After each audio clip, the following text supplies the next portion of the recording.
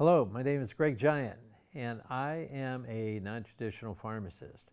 My goal as a non-traditional pharmacist is to be able to teach health in ways that you can reverse disease and make yourself healthier every day. The way to be able to do it is as I did. Growing up, I learned what organic farming was, what organic foods were, what nature has to offer. And as far as pharmacy school, I learned the same type of thing. I learned about herbology. I learned that chemicals such as pharmaceuticals are good as far as interventions, but they're also not meant to be substitutes for what nature and food can do. If you look at what my goals are as far as my teaching, it's ancient medicine, the way that our bodies were meant to assimilate food, and also my goal is to be able to add years to your life and life to your years by doing the right thing and making the right choices. And that's who I am.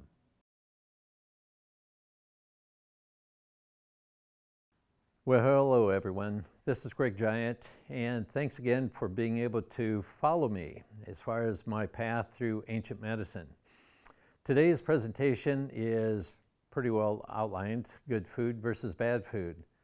The interesting thing about good food versus bad food is people don't know the relevance. You know, if you eat all good food, what does it mean? If you eat all bad food, what does it mean? How do you find what is good food versus bad food? Because if you go into a grocery store, there are so many items that you can choose as far as your food. You know, there's the outer aisles that have a lot of the fresh foods. There's the inner aisles that have a lot of the packaged foods. So what is safe for you, what is good for you, and what does safe really mean as far as your livelihood?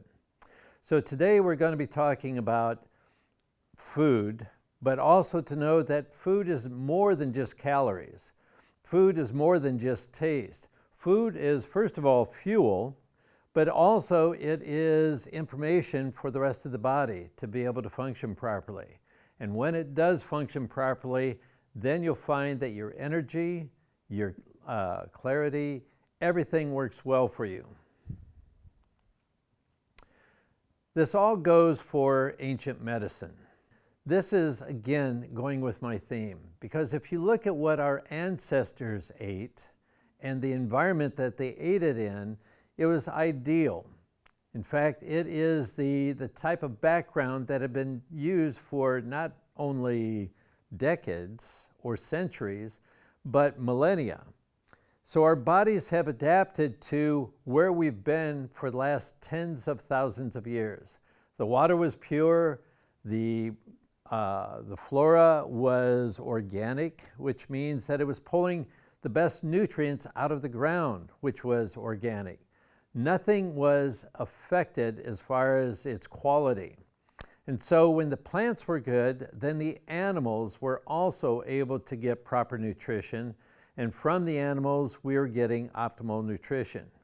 The problem is in the last 50 to 75 years, our food quality has diminished significantly. A lot of it is based on trying to make things last longer and taste better, but it is using a lot of artificial substitutes to be able to do it.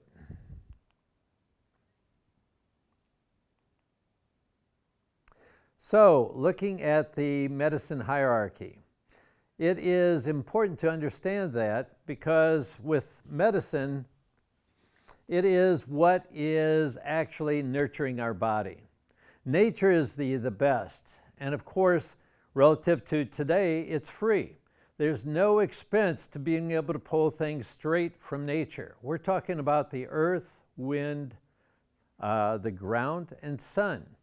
Those are things that actually, with the sun, we're getting photosynthesis to be able to make our body react differently. We're getting things as far as energy from the earth for us to be able to balance all of our electrical systems within the body more naturally. And so we're doing a lot of things as far as the air we breathe, the sun, air, water, etc. Those are all important components. Organic food is being able to take it from nature without being altered. And so looking at herbs, spices, essential oils, those are things, again, that are taken from earth, But the reality is they're used either to season things or to be used on a medicinal purpose also. Probiotics and supplements are things that people utilize more today than ever before because our foods are lacking all of the nutrients. And probiotics, our stomach is being altered by some of the synthetic things that we are introducing into our bodies. And so we need probiotics to support our biome in the stomach. We're needing supplements to be able to support the nutrients that we need within the body. And then there's over-the-counter and prescription medicines. Those are things that are needed as interventions. They're not needed to be used all of the time. They're allowed to be used if it's for a day, for a week, a month. Those are preferred. If you're taking it for the rest of your life, the question is, do you need to take it for the rest of your life, or can you supplement and reverse it based on the ingredients above it, the probiotics, the herbs, the organic food, or nature?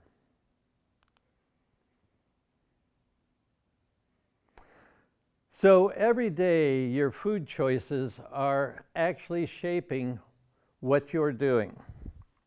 And if you look at those choices, you're actually able to look at energy and productivity from a different perspective. So instead of just thinking that a Snicker bar is going to give you energy, it'll give you quick energy, but then it diminishes quickly, and then you need something else. Eating the right food will create sustained energy, and it will improve productivity because you won't have the ups and downs that you have with some of the junk food, convenience food, other type of things that are processed. Your weight and your metabolism will improve, mainly because everything that is used as far as proper food is meant to be information. So it helps with your hormones. It helps with your other things as far as communication within the body. So weight and metabolism becomes more efficient, and because of that, you'll be able to maintain weight a lot easier versus gaining weight. Heart, brain, and gut health are very important, mainly because those are the three brains in the body. Believe it or not, the heart has thousands of neurons, the gut has millions of neurons, and of course the brain itself in the head has billions of neurons, but they all communicate. And the better your body is as far as the foods you ingest, the better they are at communicating because they're not worried about trying to detox things that are not healthy in the body. All of this leads to long-term independence and quality of life. All of those things make you healthier with fewer disease, and it makes everything go smoother as far as your body impact. So food isn't just calories, it's information to your body. So what good food really means? Again, good food is not about perfection. It's not about restriction. It's about supporting your body instead of fighting it. So one thing here is being able to look at food as being natural and minimally processed. If you look at it, it has the nutrients then, if you're properly doing it, to be able to function more properly. If your body is trying to detox all the time, then it's not doing the type of thing to be able to communicate and allow your body to handle foods more properly. It also helps you feel better today, but it also helps you feel stronger as far as down the road and for tomorrow. So examples of good food. Examples of good food are fresh vegetables and fruits. Those fresh vegetables and fruits are meant to be taken in a whole fashion, not to be processed. So looking at apples, apples with the skin on it actually has the fiber to help feed your gut and to be able to help to protect your gut lining. If you just have apple juice, it's basically sugar water that's working against you. But you have the fiber in the skin and you have the slow uptake as far as how the apple is originally to make that apple more healthy. Vegetables are best when they're done as far as fresh too. You can prepare vegetables as far as your foods to heat them and to add sauces to them, but that's different than something which is completely processed, where the vegetables are taken and they're added with other preservatives, other additives, etc., that make them less healthy. Whole grains are meant to be taken whole, just like the fruit, mainly because there are so many good components.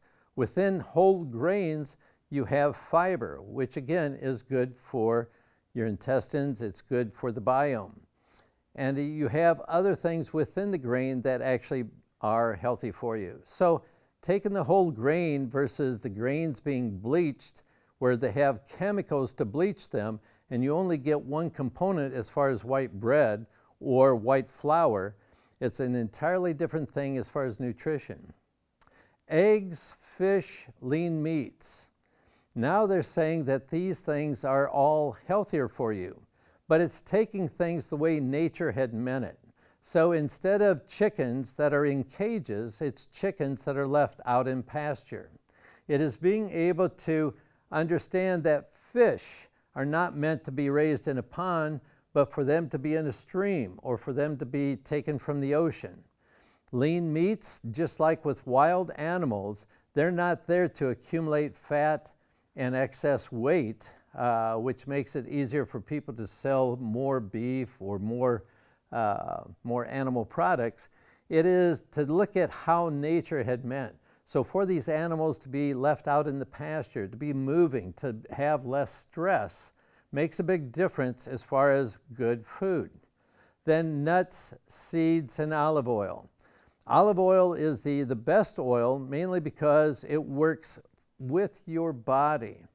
It is extracted in a way that doesn't have a lot of additives, and it actually improves your good cholesterol and reduces your bad cholesterol. So it's working with your body.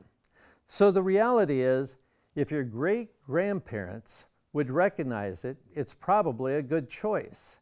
If it's things that they have to read a box and not understand what's in the box, it's probably not a good choice. So looking at highly processed food. Processed foods are like processed meat, believe it or not, milk, because it's pasteurized and homogenized. You look at seed oil. Seed oil is not meant to be a food product.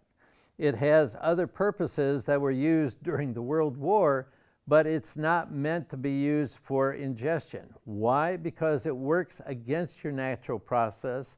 It actually can cause disease. Bleach, sugar, salt, and flour. Same type of thing. You're adding chemicals to be able to bleach it, and so you're altering it from its original form. So Himalayan salt would be much better than table salt, which is bleached. Even if you look at salt from the ocean, it's a whole lot different than you would as far as table salt. Flour, the same thing. It's bleached, and because it's bleached, all the good things that are part of the grain are taken out, and so they have to enrich the flour with certain vitamins to be able to add some nutrition back that people need. There's concentrated sugars, such as high fructose corn syrup, aspartame, saccharin. Those type of things actually are things that are working against your body. Your body is not made to take things in concentrated form like that. And so again, if you look at maple syrup, if you look at honey, if you look at sugar that is brown or otherwise not concentrated, it's not as bad for you.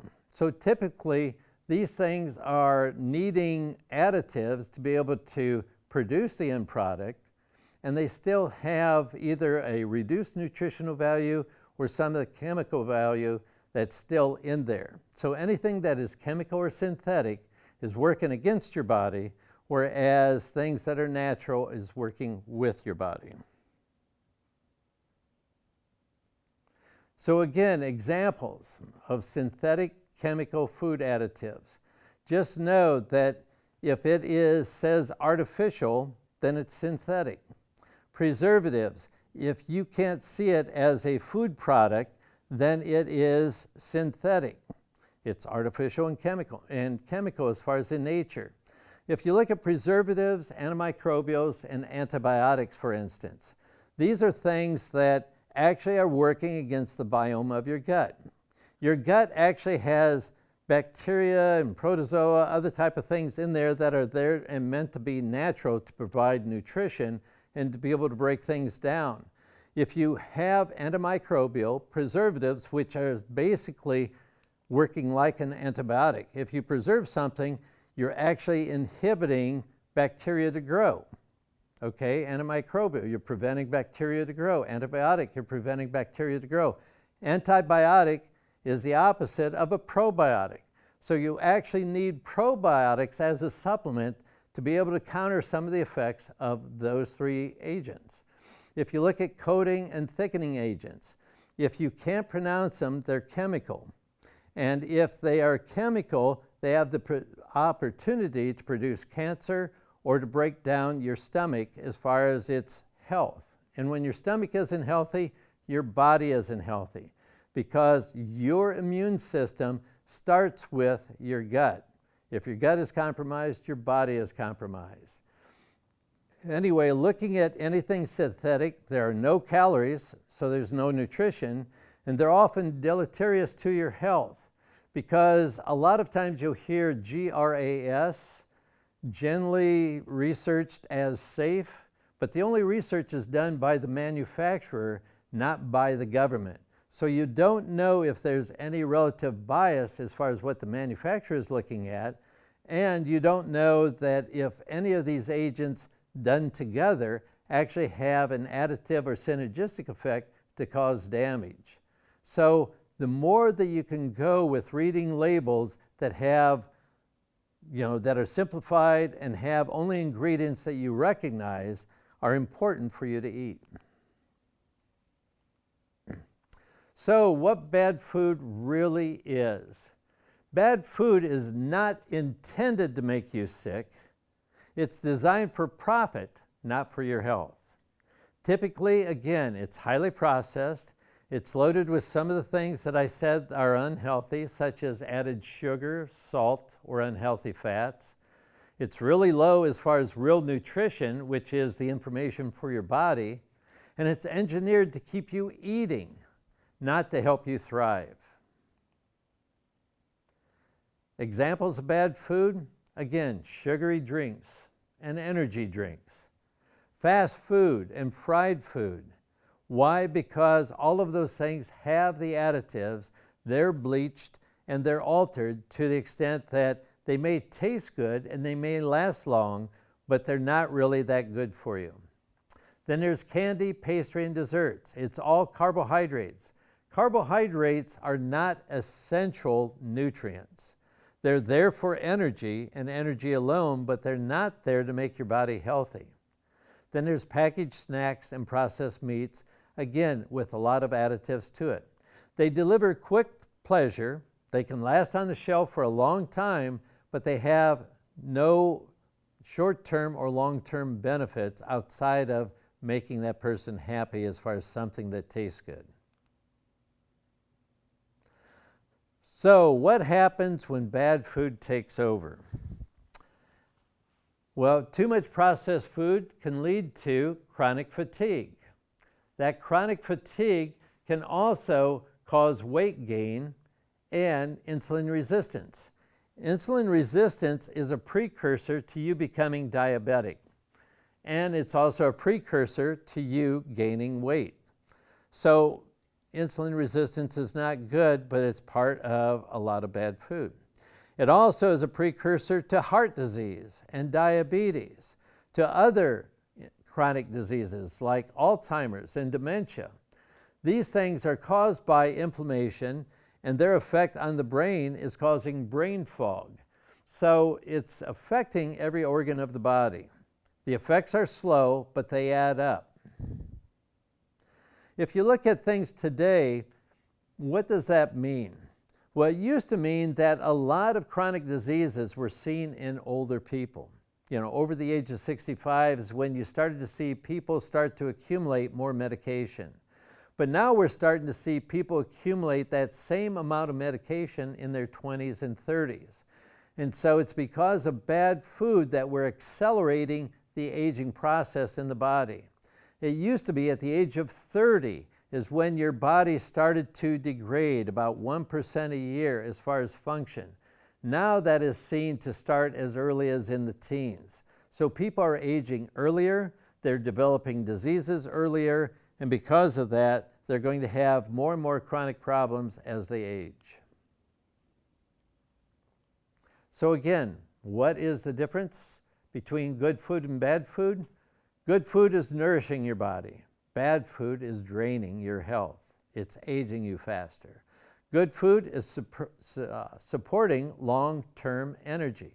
Long-term meaning sustained energy during the day, whereas bad food is causing crashes because it gives you the quick high, but the high is followed by a crash as far as energy. Good food is protecting your long-term future, whereas bad food is increasing disease risk and aging you faster. So you don't need perfection, you just need better direction. And the biggest direction you can have is understanding what good food is and bad food and its impact. So what happens when you eat well?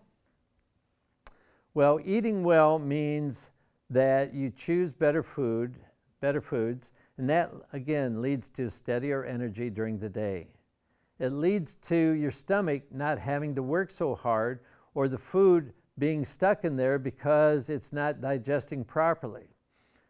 And then with that, if your stomach is empty, it also improves your sleep, because when your stomach is awake and working, it's also keeping you less sleepy or less sedate. Now, if everything is working properly, like I say, a stomach that is happy is also meaning that your brain is going to be happy. So it leads to clearer thinking, less foghead, and improved mood. 80% of the serotonin, which is your feel-good hormone, is being produced in the gut. While it's in the gut, it actually is helping to repair and maintain the health of the gut. Being ingested and absorbed into the body, it's going to the brain to improve your mood.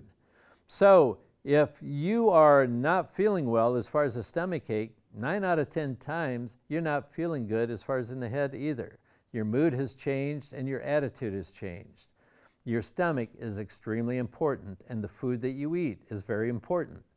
It's easier as far as weight management because you don't have to worry about calories when you're eating the proper food. Calories are only important when you're eating the wrong foods and you're gaining weight. And because of that, when you're eating food that is better for your body to manage and food that is better information for your body, it's going to reduce the risk of chronic disease. It's not about dieting, it's knowing how to live better. So realistic changes that work, if you look at it, it's being able to say that you can actually drink more water. It's one of the simplest nutrients that you can put in your body. And again, it's from nature.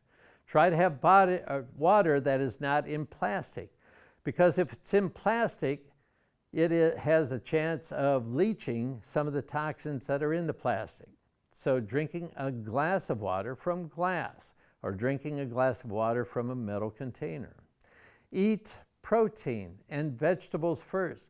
Believe it or not, if you eat those first, whatever carbohydrates you have are going to be absorbed slower, and there's going to be less of an issue as far as spikes in your blood glucose or spikes in insulin, because insulin, as far as a spike, the next thing that insulin does is store fat.